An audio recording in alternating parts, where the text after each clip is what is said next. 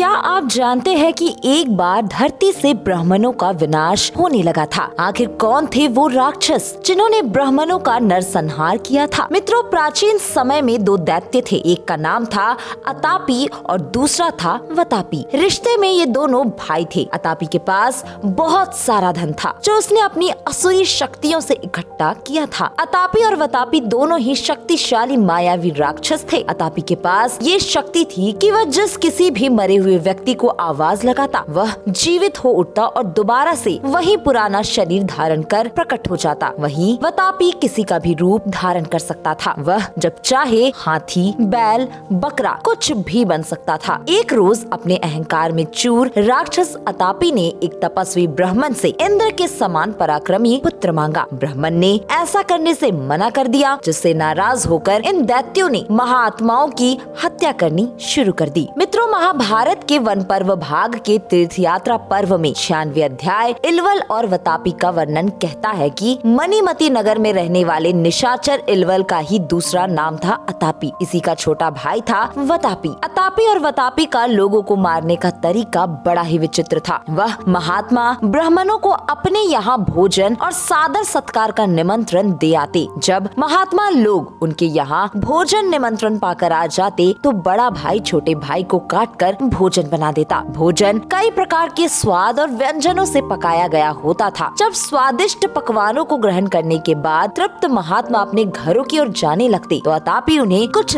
दान दक्षिणा भी दे देता। जब वे महात्मा इन राक्षसों के घर से निकलते तभी बड़ा भाई छोटे भाई को आवाज लगाता, वतापी, अरे ओ वतापी, बाहर आओ। और अतापी की आवाज सुनकर वतापी महात्माओं के पेट को फाड़कर बाहर निकल आता। फिर अतापी और वतापी मरने वाले महात्माओं को बड़ी तसल्ली बख्श तरीके से बैठकर खा जाते। एक बार इसी प्रकार का छल उन्होंने महर्षि अगस्त्य के साथ किया। महाभारत के वन पर्व भाग के तीर्थ यात्रा पर्व का 98 अध्याय कहता है कि अगस्त्य मुनि को एक बार धन की जरूरत पड़ी। विदर्भ नरेश की पुत्री लोपामुद्रा से विवाह के बाद ऋषि अगस्त्य धन प्राप्ति के लिए निकल पड़े। ऋषि सबसे पहले सभी राजाओं में वैभव संपन्न महाराजा श्रुतवा के पास गए। श्रुतवा ने उन्हें अपने आगे अपना आय व्यय का पूरा लेखा जोखा रख दिया। ऋषि अगस्त्य ब्यौरे को देख समझ गए कि इनके पास धन का अभाव है, इसलिए कुछ भी लेने से मना कर दिया। इसके बाद अगस्त्य मुनि दो राजाओं के पास पहुँचे, लेकिन वहाँ भी यही स्थिति थी। इसके बाद उन्हें पता चला कि उनकी धन की इच्छा को बड़ा धनवान दैत्य इलवल पूरी कर सकता है। क्योंकि अगस्त्य मुनि को तत्काल धन की जरूरत थी तो अगस्त्य ऋषि उन तीनों राजाओं के साथ इस असुर के पास पहुँचे। महाभारत के वन पर्व भाग के तीर्थ यात्रा पर्व में 99 अध्याय के अनुसार ऋषि अगस्त्य तीनों राजाओं संग निशाचर के राज्य पहुँचे, जहाँ अतापी ने अपने मंत्रियों के साथ इनका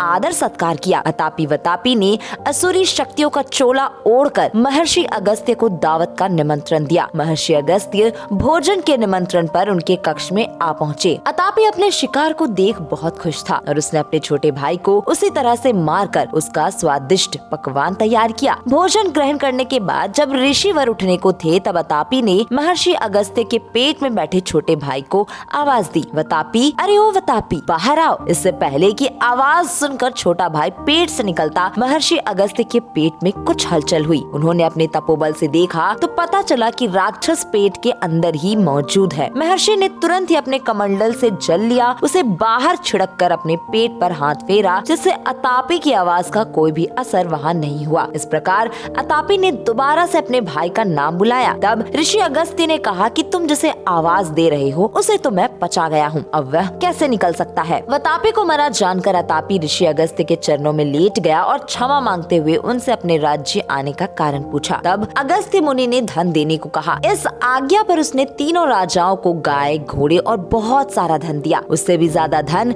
एक सोने के रथ के साथ ऋषि अगस्त्य को दिया। धन प्राप्ति के बाद तीनों राजा ऋषि अगस्त्य के साथ रथ पर सवार होकर आश्रम की ओर निकल पड़े। अतापी अपने भाई वतापी की मौत से दुखी था। बदला लेने के लिए वह अगस्त्य मुनि को मारने की इच्छा से उसके पीछे चल दिया। इससे पहले कि वह कुछ कर पाता अगस्त्य मुनि ने उसे अपनी हुंकार से ही खत्म कर दिया। तो इस तरह से महात्माओं को खा जाने वाला मायावी दैत्य अतापी और वतापी का अंत हुआ।